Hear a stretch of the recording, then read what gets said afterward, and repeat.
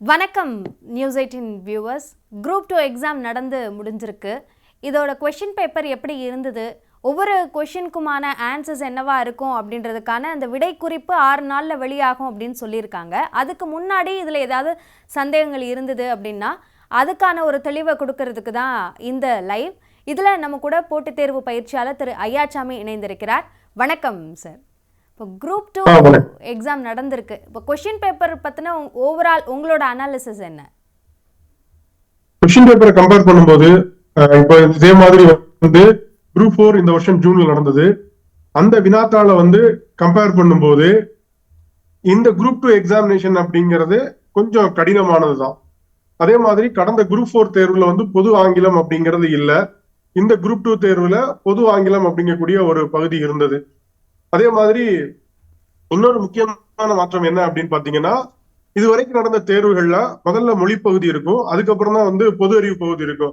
But முதல் முறையா என்ன பண்ணிருக்காங்க அப்படின்னா, பொது அறிவு பகுதிய முதல் 1ல இருந்து 100 கேள்வியாகவும் மொழிப்பாட பகுதிய 101ல இருந்து 200 வரைக்கும் கொடுத்திருக்காங்க. வினாத்தாளுடைய தரம் அப்படிங்கிறது ஒட்டுமொத்தமா பார்க்கும்போது ஓகே அப்படின்னு தான் தோணுது. பட் சின்ன சின்ன குறைகள் அப்படிங்கிறது இருக்கதான் செய்யுது. ஆனா இதே இடத்துல ஜெனரல் ஸ்டடிஸை பொறுத்த வரைக்கும் 2 பேருக்குமே ஒண்ணுதான். ஜெனரல் இங்கிலீஷ் செலக்ட் பண்ணாலும் ஜெனரல் தமிழ் செலக்ட் பண்ணாலும். ஆனா கம்பேரிட்டிவ்லி, அதாவது வந்து ஜெனரல் தமிழையும் ஜெனரல் இங்கிலீஷையும் நீங்க சிலபஸ் வைஸா கம்பேர் பண்ணும்போது ஜெனரல் தமிழுக்கான சிலபஸ் அப்படிங்கிறது இட் இஸ் ஹியூஜ், ரொம்ப அதிகம். ஜெனரல் தமிழுக்கு, ஜெனரல் இங்கிலீஷ்க்கு வந்து அந்த சிலபஸ் அப்படிங்கிறது இட் இஸ் வெரி லிமிட்டட். அதே மாதிரி பொது ஆங்கிலத்திற்கான வினாக்கள் வந்து பெரும்பாலும் பாடப்புத்தகத்துல இருந்தே கேட்கப்பட்டிருக்குது. ஆனா தமிழை பொறுத்த வரைக்கும் இந்த முறை மட்டும் என்ன கொஞ்சம் வெளியில இருந்து கேட்கப்பட்டிருக்கிறது. சோ இதுதான் என்னுடைய first observation about the question paper.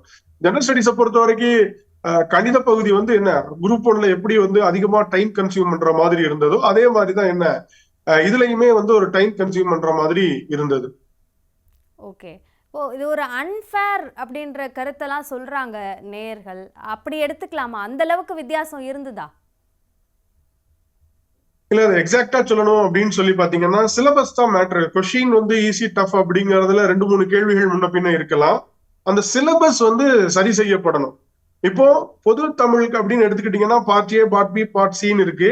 அதே மாதிரிதான் இங்கிலீஷ்க்கும் இருக்கு. ஆனா ஒரு பொது தமிழுக்கு வந்து ஒருத்தர் வந்து ரொம்ப அதிகமா வந்து ப்ரிப்பேர் பண்ணணும். அட்லீஸ்ட் அந்த பொது தமிழ் பாடப்பகுதியை ஒருத்தர் கம்ப்ளீட் பண்றதுக்கு குறைந்தபட்சம் வந்து 3 to 5 மாதங்கள் கூட ஆகலாம். ஆனா பொது ஆங்கிலத்தை பொறுத்த வரைக்கும் ஒருவர் வந்து ஒரு 1 to 2 மாதத்துக்குள்ள அதுல வந்து குயிக்காவே வந்து அவர் லேர்ன் பண்ணிக்கலாம். சிலபஸ்ல தான் இருக்கு. கொஸ்டினை பொறுத்த வரைக்கும் இந்த முறை ஈஸியா இருக்கலாம், அடுத்த முறை டஃபா இருக்கலாம். பட் அதை நம்ம சொல்ல முடியாது. ஆனா சிலபஸை பொறுத்த வரைக்கும் ரொம்ப கிளியரா இருக்கணும் அப்படிங்கிற விஷயத்த நான் பதிவு பண்ணுவேன். ஓகே. இப்போ இதுல கொஷின் பேப்பரை பொறுத்த வரைக்கும் முந்தைய குரூப் 2 விட இப்போ அந்த கட் ஆஃப் ரேஞ்ச் அப்படின்றது வந்து டிஃபர் ஆகும்னு நினைக்கிறீங்களா? கண்டிப்பா டிஃபர் ஆகும். முதல் விஷயம் என்னன்னு பாத்தீங்கன்னா, கடந்த குரூப் 2 பொறுத்த வரைக்கும் இந்த நம்பர் ஆஃப் வேகன்சி அப்படிங்கிறது ரொம்ப அதிகமா இருந்தது. கிட்டத்தட்ட 5000க்கும் மேற்பட்ட பணியிடங்கள். இந்த முறை வந்து 2300 பணியிடங்கள் தான். அதே மாதிரி வினாக்களுடைய தன்மை அப்படிங்கிறது போன குரூப் 2 கம்பேர் பண்ணும்போது இது ஓரளவுக்கு எளிமை அப்படின்னா நம்ம ப்ரிலிம்ஸ் கொஸ்டின் பேப்பரை நம்ம வந்து எடுத்துக்கலாம். அப்போ ஆட்டோமேட்டிக்கா இப்போ 1:10 ரேஷியோ. இப்போ கடந்த முறை வந்து 5000 போஸ்ட் அப்படின்னு வச்சுக்கிட்டா கூட 50,000 பேரை முதன்மை தேர்வுக்கு தெரிவு செஞ்சாங்க. இந்த முறை என்ன பண்ணுவாங்க அப்படின்னு பாத்தீங்கன்னா, குரூப் 2 எக்ஸாமினேஷனையும் குரூப் 2A எக்ஸாமினேஷனையும் தனித்தனியா எடுக்கிறாங்க. பட் இதுக்கான செலக்ஷன் ப்ராசஸ் அப்படிங்கிறது என்னன்னு கிளியரா தெரியல. அதனால வந்து பாத்தீங்கன்னா குரூப் 2க்கு ஒரு தனி கட் ஆஃப் அப்படிங்கறதா, அதாவது வந்து பிரிலிமினரி எக்ஸாமினேஷன்ல டாப் 5000 வரக்கூடியவங்க ரெஸ்பெக்டிவ் ஆஃப் கம்யூனல் கேட்டகரிஸை வச்சு ஒரு 50,000 பேர் எடுப்பாங்க. அதுக்கு வந்து பாத்தீங்கன்னா ஒரு 162 ஷேரா வந்து ப்ரிப்பேர் பண்ணலாம்.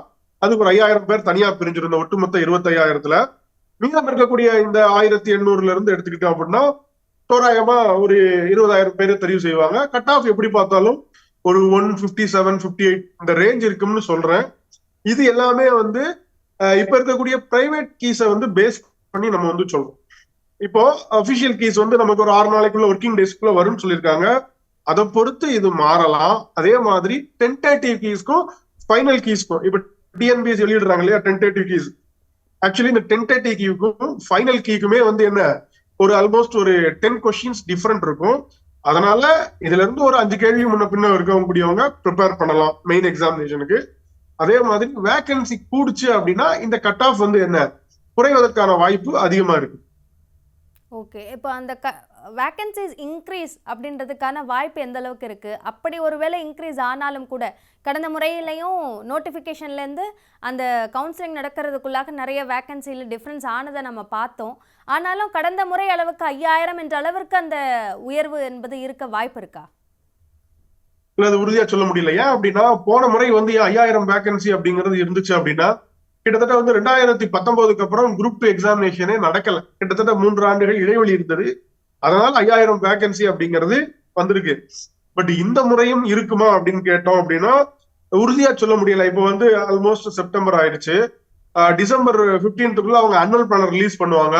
ஸோ அதுக்குள்ள எவ்வளவு போஸ்ட் கிடைக்குதோ ரிசல்ட்டுக்கு முன்னாடி இவங்க ஆட் பண்ணாங்கன்னா அதிகரிப்பதற்கான வாய்ப்பு இருக்கு. எப்போதுமே எல்லா கால்ஃபர்லயுமே வந்து பாத்தீங்கன்னா அடிஷ்னலா ஆடண்டம்னு ஒண்ணு வெளியிட்டு கூட்டுறாங்க. அப்ப இதுலயும் கூட்டப்படுவதற்கான வாய்ப்பு இருக்குது. இப்ப குரூப் 4ல கூட வந்து பாத்தீங்கன்னா 480 பணியிடங்களை கூட்டியிருக்காங்க நோட்டிபிகேஷன்ல இருந்து. அப்ப குரூப் 2ல அதே மாதிரி வந்து என்ன கூட்டுவதற்கான ஒரு வாய்ப்பு இருக்கு. ஆனா உறுதியா சொல்ல முடியாது. ஓகே, இப்போ கொஷின்ஸ் பார்த்தீங்களா? இப்போ குரூப் 2ஓட அந்த வினாத்தாளில் சில கொஷின்ஸ்க்கு வந்து இது சரியான பதிலாக இருக்கலாம் அப்படின்னு நினச்சிருப்பாங்க. ஆனால் சரியான பதில் வேறாக இருக்கலாம். அந்த மாதிரியான கேள்விகளோட எண்ணிக்கை அதிகமாக இருந்ததா இல்லை குறைவாக இருந்ததா? எப்படி இருந்தது? இல்ல ஆக்சுவலி டைரக்ட் கொஸ்டின்ல அந்த மாதிரியான பிரச்சனையே வந்து இருக்காது. இதுல இந்த கொஸ்டின் ஃபார்மேட்ஸ் அப்படின்னு இருக்குது. For example match list 1 with list 2, அதுக்கப்புறம் அசர்டைன் ரீசனிங் கூற்று காரணம். இப்ப இந்த மாதிரியான கேள்விகள்ல நம்ம நினைக்கிறது ஒன்னா இருக்கும், ஆன்சர்ல வந்து என்ன ஒன்னா இருக்கும். அதாவது வந்து இந்த மாதிரி ரீசனிங் டைப் ஆஃப் கொஸ்டின்ல there is more then one interpretation அப்படிங்கிறது பாசிபிள்.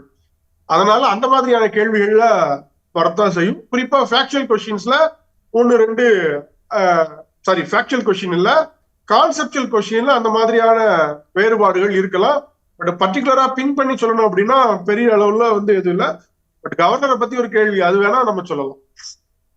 அந்த கேள்வி மட்டும் கொஞ்சம் இதுவா இருந்த மாதிரி சொல்லலாம். அது டிஎன்பிசி தான் வந்து இட் இஸ் ஃபைனல். சரி, அதே மாதிரி இவ்வளவு கேள்விகள் வரைக்கும் பதிலளிச்சிருந்தாங்க அல்லது சரியான விடையை கொடுக்கறதுக்கு முயற்சி பண்ணியிருக்காங்க அப்படின்னா அவங்களுக்கு சேஃப் அப்படின்னா அந்த முடிவை இப்போ எடுக்க முடியுமா? டென்டேட்டிவ் கீஸ் வந்ததுக்கு அப்புறம் தான் ஓரளவுக்கு தெளிவா சொல்ல முடியும். இப்ப ஏன் அப்படின்னு பாத்தீங்கன்னா இப்போ இந்த பொது தமிழ்ல பெரும்பாலும் மாற்றங்கள் இருக்காது. ஒரு 2 கேள்வி வச்சுக்கலாம். ஜெனரல் ஸ்டடீஸை பொறுத்த வரைக்கும் 5ல இருந்து ஒரு 7 கேள்வியாவது டிஎன்பிஎஸ்சிக்கும் இதுக்கும் வேறுபாடு இருக்கும். ஃபார் எக்ஸாம்பிள் மேத்ஸ்ல சில கேள்வி இருக்கு, அதுல அவங்க என்ன முடிவெடுக்க சிலருக்கு அது தவறு இருக்கு அப்படிங்கறத சொல்றாங்க. அதனால எக்ஸாக்டா இப்போதைக்கு அதை சொல்ல முடியாது. பட் எப்படி இருந்தாலும் இப்ப போன முறை அதுக்கு முந்தின முறையெல்லாம் வச்சு பார்க்கும்போது ஒரு 155 இல்ல ஒரு 1658 இதுக்கு மேல இருக்கக்கூடியவங்க முதன்மை தேர்வுக்கு தயாராகலாம். அதே மாதிரி இன்னொரு விஷயத்த சொல்றேன், இந்த டிரான்ஸ்லேஷன் எரர் அப்படிங்கிறது தொடர்ச்சியா டிஎன்பிஎஸ்சியினுடைய வினாத்தாள்கள்ல குறிப்பா பொது அறிவு பகுதியில இருந்து வந்துகிட்டே இருக்கு. அதை கொஞ்சம் சரி பண்ணாங்கன்னா இட் வில் பி பெட்டர். இப்போ இதுல எடுத்துக்கிட்டீங்க அப்படின்னா 7 லட்சம் பேர் விண்ணப்பிச்சிருக்காங்க, 5 லட்சத்தி சம்திங் பேர் எழுதியிருக்காங்க. இதுல ஆல்மோஸ்ட் ஒரு 60ல இருந்து 70% பேர் தமிழ் அடிப்படையை வச்சுதான் ப்ரிப்பேர் பண்ணிருப்பாங்க. சோ பேசிக்கா அவங்க இங்கிலீஷ் கொஸ்டினை ரீட் பண்ணிட்டு அதுக்கப்புறம் தமிழ் கொஸ்டினுக்கு அவங்க ரீட் பண்ண மாட்டாங்க. அப்ப நேரடியா ஒருத்தவங்க தமிழ் கேள்வியை அவங்க வாசிக்கும் போது அதனுடைய புரிதலுடைய தன்மையில வேறுபாடு ஏற்பட்டு அவங்க வேற மாதிரி இது பண்றதுனால அதுல தவறு நடப்பதற்கான ஒரு வாய்ப்பு இருக்கு. டிரான்ஸ்லேஷனை என்ன கொஞ்சம் கரெக்ட் பண்ணிட்டா. ஓகே, இப்போ ஒரு நேயர் கேட்டிருக்காங்க லைவ் சாட்ல, இது ரொம்ப கஷ்டமா இருந்தது தேர்வு, அதனால கட் ஆஃபை கம்மி பண்ணுங்க அப்படின்னு சொல்லியிருக்காங்க. அந்த கட் ஆஃப் அப்படின்றது டிஎன்பிஎஸ்சி முடிவு பண்ற ஒரு விஷயம் இல்லை தானே? கட் ஆஃப் டிஎன்பிஎஸ்சி முடிவு பண்ணாது. அது போட்டியினுடைய தன்மையை பொறுத்து. இப்ப உதாரணத்துக்கு 2300 பணியிடங்கள் இருக்கிறதுனால நான் எவ்வளவு சொல்றேன். இப்ப திடீர்னு நாளைக்கே வேகன்சி ஒரு 500 வேகன்சி கூடுறாங்க அப்படின்னா கட் ஆஃப் அப்படிங்கிறது இந்த 155 தோராயமா சொல்றதுல இருந்து ஒரு 150 குறைவதற்கான வாய்ப்பு இருக்கு. அதாவது கேள்வியினுடைய கடினத்தன்மை பிளஸ் இந்த காலி பணியிடங்களை எண்ணிக்கை தான் என்ன பண்ணும் அப்படின்னா இந்த கட் ஆஃப் டிசைட் பண்ணும். டிஎன்பிஎஸ்சியா டிசைட் பண்ணாது, பண்ணவும் முடியாது. ஓகே, இதில் இடஒதுக்கீட்டின் அடிப்படையில் எவ்வளவு கேள்விகளை அவங்க பதிலளித்திருந்தால் அவங்களுக்கு வாய்ப்பு கிடைக்கும் அப்படின்ற அந்த எண்ணிக்கையில் மாறுபாடுகள் இருக்கதானே செய்யும். கண்டிப்பா நான் சொல்றது ஒட்டுமொத்தமா சொல்றேன், சரியா? பட் வந்து இப்போ வந்து பாத்தீங்கன்னா இப்போ கட் ஆஃப்லாம் வந்து பாத்தீங்கன்னா பிசி எம்பிசி இந்த மாதிரியான கேட்டகரிஸ் கூட 2-3 கேள்விகள் தான் வந்து வித்தியாசங்களே இருக்கு. அதனால எக்ஸாக்டா பின் பண்ணி சொல்ல முடியுமான்னா நாட் பாசிபிள். பட் ஓரளவுக்கு ஒரு சேஃப் ஸ்கோர் அப்படின்னா ஒரு 155 to 58 160னா ஷுவரா வந்து என்ன அவங்க வந்து ப்ரிப்பேர் பண்ணலாம். இன்னும் டென்டேட்டிவ் கீஸ் அரைவ் ஆகல. ஸோ நிறைய பேர் இப்போ வந்து சொல்ற கீ அவங்க நம்பர் ஆஃப் கொஸ்டின் சொல்றாங்க இல்லையா, அது பிரைவேட் கீஸை பேஸ் பண்ணி இன்னும் நிறைய பேர் வந்து கீ செக் பண்ண மாட்டாங்க. நிறைய பேர் they waiting for the tentative queue of TNPSC, அதுக்கப்புறம் தான் வந்து டிசைட் பண்ணுவாங்க. அந்த டென்டேட்டிவ் வந்ததுக்கு அப்புறம் ஓரளவுக்கு நம்மளால வந்து சொல்ல முடியும். ஓகே, இதில் ரேஷியோ வந்து இன்க்ரீஸ் பண்ண சொல்லணும் அப்படின்னு ஒரு கோரிக்கை வைக்கிறாங்க.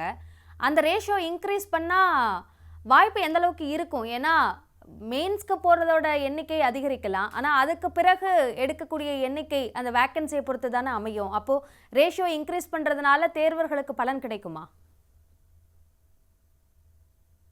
இல்ல, ரேஷியோ இன்க்ரீஸ் பண்ண மாட்டாங்க. ஆக்சுவலி 1:10 அப்படிங்கறதே ஒரு பெரிய விஷயம் தான். இன்க்ரீஸ் பண்றதுக்கான வாய்ப்பு அப்படிங்கிறது மிக குறைவு. ஏன்னா அப்ப குரூப் போர்ட் எக்ஸாமினேஷனுக்கு முன்னாடி வந்து 1:50 ரேஷியோ இருந்தது. அதையே இப்போ 1:20 ரேஷியோ வந்து என்ன ரெடியூஸ் பண்ணிட்டாங்க. ஏன் ரெடியூஸ் பண்றாங்க அப்படின்னு சொல்லி பாத்தீங்கன்னா, இந்த டிஸ்கிரிப்டிவ் பேப்பர் வந்து எவாலுவேட் பண்றதுக்கு இட் டேக்ஸ் டைம். இப்ப இது 5000 பேர் எழுதுறாங்க, கண்டிப்பா ஒரு குறிப்பிட்ட நாட்கள் அப்படிங்கிறது. இப்படி 5000 பேர் எழுதினா கூட கிட்டத்தட்ட வந்து 2 முறை எவாலுவேட் பண்ணணும். அப்ப 10,000 எவாலுவேஷன் ஆயிடுச்சு.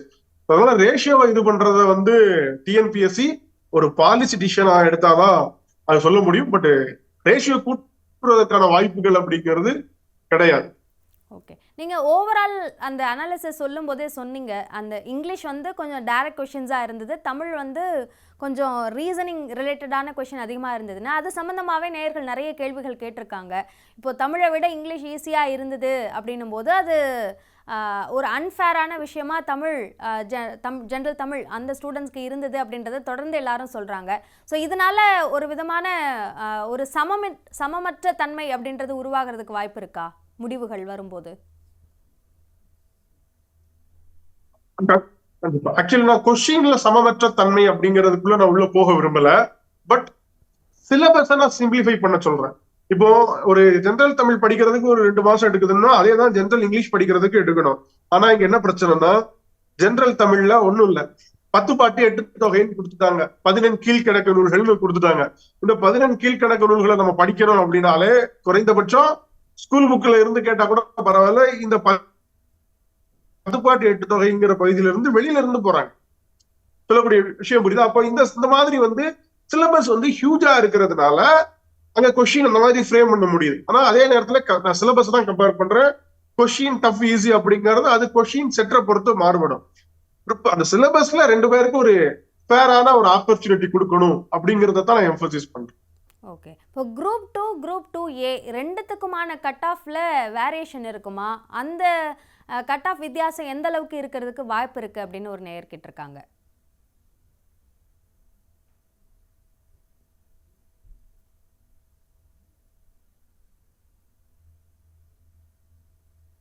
எல்லாருமே வந்து குரூப் 2A மெயின்ஸும் எழுதலாம் அப்படிங்கறத அலோவ் பண்ணுவாங்களாங்கிறத தெளிவா சொல்லல.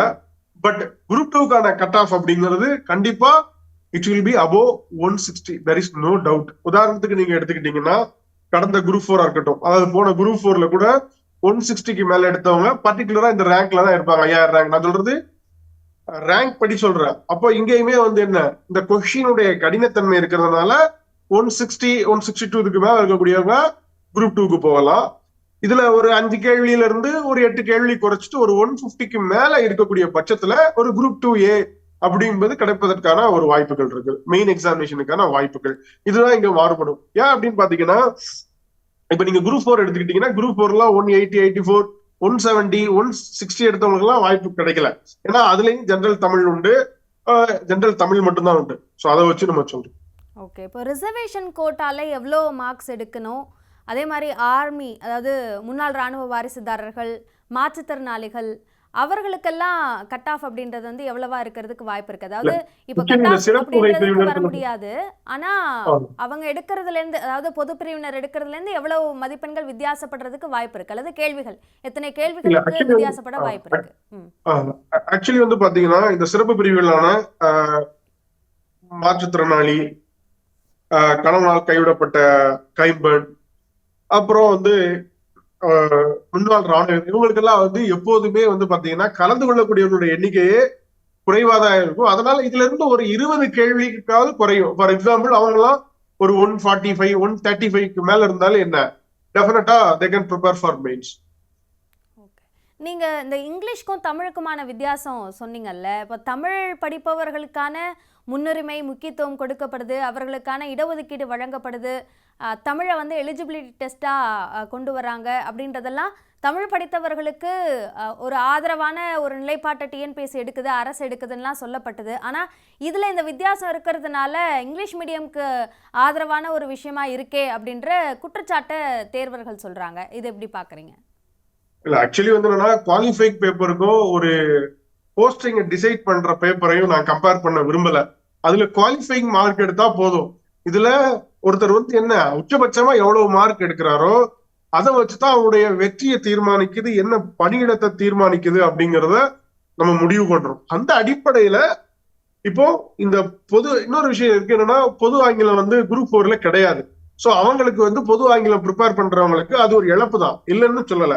இப்போ நான் கொஷினுடைய கடினத்தன்மை அப்படிங்கிறதுக்குள்ளே இல்லாம சிலபஸ் வந்து நான் என்ன சொல்றேன்னா சிம்பிளிஃபை பண்ண சொல்றேன். அந்த குறிப்பிட்ட சுருக்கப்பட்ட சிலபஸ்ல இருந்து எவ்வளவு கடினமானாலும் வினாக்கள் வந்து என்ன வைக்கலாம் அப்படிங்கறதா என்னுடைய இது. ஓகே. இப்போ பிஎஸ்டிஎம் அவங்களுக்கான கட் ஆஃப் எப்படி டிசைட் ஆகும்? இப்போ அவங்களுக்கு வந்து கிராஜுவலா ஒரு இந்த இதுல இருந்து ஒரு 10ல இருந்து 15 கேள்விகளாவது குறையும். 15 கேள்வி அப்படிங்கிறது டெஃபினட்டா குறையும். ஏன்னா ரேஷியோ வந்து அதிகம். இப்போ ஒட்டுமொத்தமா 2300 பணியிடங்கள் அப்படிங்கக்கூடிய பட்சத்துல ஒரு 200 பேர்னா கூட வந்து என்ன அவங்க 2000 பேருக்கு மேல தெரிவு செய்யப்படக்கூடிய வாய்ப்பு இருக்கு. அதனால அந்த கேட்டகரியில வரக்கூடிய கட் ஆஃப் அப்படிங்கிறது எப்பவுமே 15 மார்க் கம்மியா தான் இருக்கும். ஓகே. இப்போ நம்ம லைவ்ல சாட்ல வந்து பேசக்கூடியவங்களே பெரும்பாலானவர்கள் அந்த இங்கிலீஷ் அவங்க அதிகமான கேள்விகளுக்கு பதிலளித்திருக்காங்க, தமிழ்ல அவ்வளவு கொடுக்க முடியல அப்படின்னு சொல்றாங்க. இதுல ஏதாவது பாலிசி டெசிஷன் அல்லது இந்த தேர்வை பொறுத்த வரைக்கும் இருவருக்குமான அந்த பர்சன்டைல் மாதிரியான முடிவுகள் இப்படி ஏதாவது டிஎன்பிஎஸ்சி எடுக்கணும்னு நினைக்கிறீங்களா, எடுக்கும்னு நம்புறீங்களா? இல்ல எடுக்காது. ஏன்னா வந்து அது ரெண்டுமே வந்து ரெண்டுமே ஸ்கோரிங் பேப்பர் தான் சொல்லியிருக்காங்க. அதனால வந்து ரெண்டையுமே வந்து இவங்க நார்மலைசேஷன் பண்ணுவாங்களா அப்படின்னா கண்டிப்பா வந்து பண்ண மாட்டாங்க. அது டிஎன்பிஎஸ்சியினுடைய கொள்கை முடிவு. போர்டு உட்கார்ந்து டிசைட் பண்ணா இதை பத்தின ஒரு சொல்யூஷன் கிடைக்கும். பட் இந்த இடத்துல நம்ம இதை கமெண்ட் பண்ண முடியாது. ஏன் அப்படின்னா நோட்டிபிகேஷன் என்ன சொல்லப்பட்டிருக்கோ அதுபடிதான் வந்து என்ன அதனால பயணிக்க முடியும். நோட்டிபிகேஷன்ல இனிமே வந்து என்ன சேஞ்ச் பண்றதுக்கான வாய்ப்புகள் அப்படிங்கிறது மிக மிக குறைவு. நோட்டிபிகேஷன் அமெண்ட்மெண்ட் பண்ணா மட்டும்தான் நம்ம சொல்ற எல்லா விஷயங்களையும் வந்து என்ன உள்ள வந்து ஆட் பண்ண முடியும். ஓகே. இப்போது குரூப் 4ஓட வேக்கன்சி இன்க்ரீஸ் பண்ணணும் அப்படின்ற கோரிக்கையும் தொடர்ந்து கேட்குறாங்க. இப்போ 480 என்ற எண்ணிக்கையில் அதிகப்படுத்தினாங்கன்னு நினைக்கிறேன். இப்போ இன்னும் அது இன்க்ரீஸ் ஆக வாய்ப்பு இருக்குமா? வாய்ப்பு வந்து எக்ஸாக்டா அது வந்து என்னன்னா மாசம் மாசம் ஒரு குறிப்பிட்ட தேதிகள்ல வந்து இந்த டிபார்ட்மெண்ட்ல இருந்து வேகன்சி வந்து நிர்வாகத்துறைக்கு போய் அங்க இருந்து டிஎன்பிஎஸ்சிக்கு ஃபார்வர்ட் ஆகி வரணும். அந்தந்த துறை தலைவர்கள் விரைவா செயல்பட்டாங்க அப்படின்னா இப்போ வேகன்சியை வந்து இன்க்ரீஸ் பண்றதுக்கான வாய்ப்புகள் இருக்குது. ஏன்னா டிஎன்பிஎஸ்சியா வேகன்சியை இன்க்ரீஸ் பண்ணுவதற்கான ஒரு வாய்ப்புகள் இருக்குதா அப்படின்னா கிடையாது. இப்போ வரக்கூடிய வேகன்சில குறிப்பிட்ட வேகன்சில பினான்ஸ் டிபார்ட்மெண்ட் இப்போ 600 வேகன்சி இருக்கு, இதுல ஒரு வேகன்சி வந்து நம்ம பண்ணணும் அப்படின்னு சொல்ற அந்த ஃபார்வர்டை வச்சுதான் டிஎன்பிஎஸ்சி வந்து ஃபில் பண்ண முடியுமே தவிர்த்து டிஎன்பிஎஸ்சியா வேகன்சியை வந்து இன்க்ரீஸ் பண்ண முடியாது. ஸோ இதை வந்து என்ன அந்த personal and administrative reforms department இருக்கு இல்லையா, அவங்க எவ்வளவு சீக்கிரமா தகவல்களை வாங்கி டிஎன்பிஎஸ்சிக்கு வந்து ரிசல்ட் பப்ளிஷ் பண்றதுக்கு முன்னாடி கொடுத்தாங்கன்னா கண்டிப்பா டிஎன்பிஎஸ்சியால ஆட் பண்ண முடியும். ஆனா டிஎன்பிஎஸ்சியா இந்த வேகன்சியை வந்து என்ன ஆட் பண்ண முடியாது. அதுக்கப்புறம் என்னன்னா இப்போ வந்து நிறைய வந்து ரிட்டையர்மெண்ட் அப்படிங்கிறது நடந்திருக்கு. ஸோ அந்த வேகன்சியை விரைவா இன்க்ளூட் பண்ணாங்கன்னா கண்டிப்பா நடக்கும். ஓகே. இப்போ குரூப் 2ல ஜெனரல் தமிழ் அவங்களுக்கு ஜஸ்டிஸ் வேணும் அப்படின்னு ஒரு பக்கம் கேட்குற மாதிரியே குரூப் 4ல ஜெனரல் இங்கிலீஷ் ஸ்டூடெண்ட்ஸ்க்கு ஜஸ்டிஸ் வேணும்னு கேட்குறாங்க. அதுல என்ன நடந்தது? கண்டிப்பா குரூப் 2ல வந்து குரூப் 4ல ஜெனரல் இங்கிலீஷ் வந்து வைக்கலாம். அதுல எந்த விதமான இதுவுமே கிடையாது. ஒரு குரூப் 2ல வைக்கும்போது குரூப் 4ல வைக்கிறதுக்கு எந்த விதமான ஒரு இடையூறுமே கிடையாது. பட் ஏன் அப்படி ஒரு பாலிசி டிசிஷன் எடுத்தாங்க அப்படிங்கிறது தெரியல. கண்டிப்பா குரூப் 4லயும் ஜெனரல் இங்கிலீஷ் வந்து என்ன அவங்க வந்து ஆட் பண்ணலாம். ஓகே. ஸோ ஃபைனலாக ஒரு கேள்வி. இப்போ டென்டேட்டிவ் கீ அஃபிஷியலாக டிஎன்பிஎஸ்சி விடுறதுக்கு முன்னாடி மற்ற கீயை வச்சு ஒரு முடிவுக்கு வந்துடலாமா, அல்லது அதுக்காக வெயிட் பண்ணுறது தான் சரின்னு நம்ம முடிவு பண்ணிக்கலாமா? இல்ல ஆக்சுவலி வந்து என்னன்னா, ஒரு அஸ்பிரண்ட் வந்து அவர் இம்ப்ரூவ் பண்ணணும்னு நினைச்சாருன்னா அவரு ஃபர்ஸ்ட் பிரைவேட் கீ பார்க்காம அவரே போய் செக் பண்ணாருன்னா என்ன தவறு பண்ணிருக்காங்க அப்படிங்கறத ஃபைண்ட் அவுட் பண்ணி அடுத்த எக்ஸாமினேஷன்ல இம்ப்ரூவ் பண்ணலாம். ரைட்டா? டென்டேட்டிவ் கீ சாரி இந்த பிரைவேட் கீஸ்க்கும் டென்டேட்டிவ் கீஸ்க்கும் ஒரு 5ல இருந்து ஒரு 7 கேள்வி வித்தியாசம் இருக்கும். அது எப்போதுமே நடக்கிறது. இப்போ இதுல வந்து ஒருத்தருக்கு 150 கொஸ்டின் கரெக்டா வருதுன்னா அடுத்து டென்டேட்டிவ் வரும்போது ஒருத்தருக்கு 7 கொஸ்டின் கூடும், இன்னொருத்தருக்கு 7 கொஸ்டின் குறையும். அதனால வந்து டென்டேட்டிவ் ஒரு மாதிரியா வச்சு அவங்க வந்து என்ன ப்ரிப்பேர் பண்ண ஆரம்பிக்கலாம். பொதுவாக எக்ஸாம்ஸ் முடிஞ்சதுக்கு அப்புறமா அது சரியா இருக்கா தப்பா இருக்கா அப்படின்னு பார்க்க வேண்டாம் அப்படின்ற ஒரு இதுதான் இருக்கும். அது ஸ்கூல் எக்ஸாம்ஸோட முடிஞ்சிருச்சா? இப்போ இந்த போட்டித் தேர்வு அப்படின்னு வரும்போது அதுக்கு வேற மாதிரியான மெத்தடை ஃபாலோ பண்ண வேண்டியிருக்கா? நான் என்னோட புரிதலுக்காக கேட்குறேன். கண்டிப்பா. ஃபார் எக்ஸாம்பிள் வந்து ஒருத்தர் தேர்வு எழுதி முடிச்சதுக்கு அப்புறம் அவரு போய் என்ன சோர்ஸ்ல இருந்து இந்த கேள்வி வந்திருக்கு அப்படிங்கறத ஒன்ஸ் ஃபைண்ட் அவுட் பண்ணிட்டார் அப்படின்னா எந்த மெத்தட்ல கொஸ்டின் ஃப்ரேம் ஆயிருக்கு அப்படிங்கிறது அவருக்கு புரிஞ்சதுன்னா அடுத்த தேர்வுக்கு தயாராகும் போது அதற்கு ஏற்ற மாதிரி அவருடைய வாசிப்பு மாறும். இதை ஃபோக்கஸ் பண்ணணும், இதை ஃபோக்கஸ் பண்ணக்கூடாது அப்படிங்கிறது அப்புறம் எக்ஸாக்டா இப்ப அன்னைக்கு நடந்த அன்னைக்கு பண்ணும்போது நான் இந்த தப்பு பண்ணிருக்கேன் அப்படிங்கறது அவரால் புரிய முடியும். இன்னும் 10 நாள் கழிச்சு பார்த்தா அந்த ஒரு இது அப்படிங்கிறது அவர் தேர்விற்கு வந்து கிடைக்காது. அதுதான். ஓகே. ஓகே. இணைப்பில் வந்து குரூப் 2 தேர்வோட அந்த வினாத்தாள் அதுலேருந்து என்ன புரிஞ்சுக்கணும், அதில் தேர்வுக்கு இருக்கக்கூடிய சந்தேகங்களுக்கான ஒரு தெளிவையும் கொடுத்தீங்க. இணைப்பில் வந்து கருத்துக்களை விவரங்களை எங்களோடு பகிர்ந்து கொண்டமைக்கு நன்றி திரு ஐயாச்சாமி. தேங்க்யூ. நன்றி. மீண்டும் மற்றொரு நிகழ்ச்சியில் சந்திக்கலாம். நன்றி நேயர்களே.